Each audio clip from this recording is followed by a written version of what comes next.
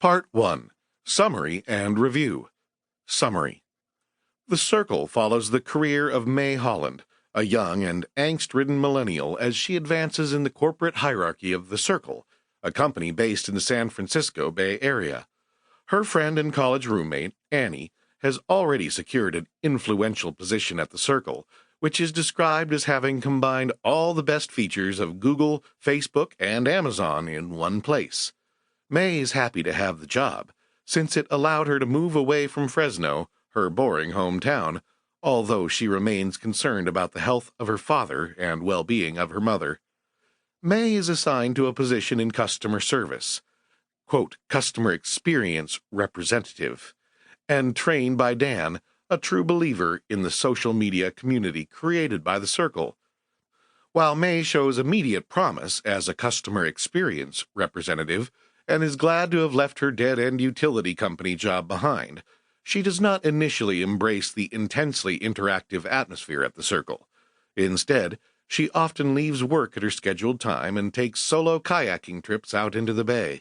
She sometimes drives home to see her parents, since her father has multiple sclerosis and is dealing with medical bills, where she is regularly confronted by Mercer, her hulking ex-boyfriend. Mercer, who gained a measure of renown for the antler chandeliers he makes, scolds May for her work at The Circle and frequently expresses his belief that people should be left alone with their thoughts. As the story progresses, May is firmly encouraged to attend more corporate events and post more pictures and comments on her corporate social media accounts. In the course of attending these events, she meets Francis Garaventa, a talented Circle employee who is developing a chip to implant in the bones of children to prevent their abduction. May and Francis share several odd romantic encounters, which are always awkward and anticlimactic because he suffers from premature ejaculation. At these events, May also meets a mysterious gray-haired 30-something man named Calden, who appears to know a great deal about the internal operations of The Circle. While she finds herself attracted to him, sometimes unable to put him out of her mind, May also considers the possibility that he is a corporate spy who intends to sabotage The Circle. May's star in the company slowly rises due to her prodigious social media posting, eventually placing her among the top 2,000 employees, but she becomes more detached from the real world. Nevertheless, she grapples with her attraction to Calden, as well as a desire for a private life of her own, both of which are antithetical to The Circle's goals.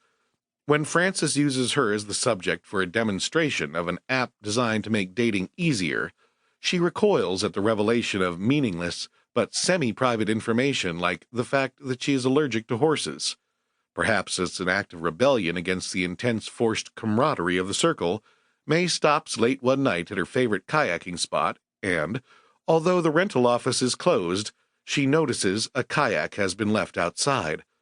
For reasons that remain unexplained, she takes the kayak far out into the bay and thinks about the sights and experiences visible only to her. Unfortunately, the act is caught on Circle-made Sea Change, high-definition surveillance cameras, and the police are routed to the area. Marion, the rental officer-owner, declines to press charges, but May is crestfallen. When she returns to The Circle the next day, she is taken to see Eamon Bailey, one of the 3 wise men who run the company.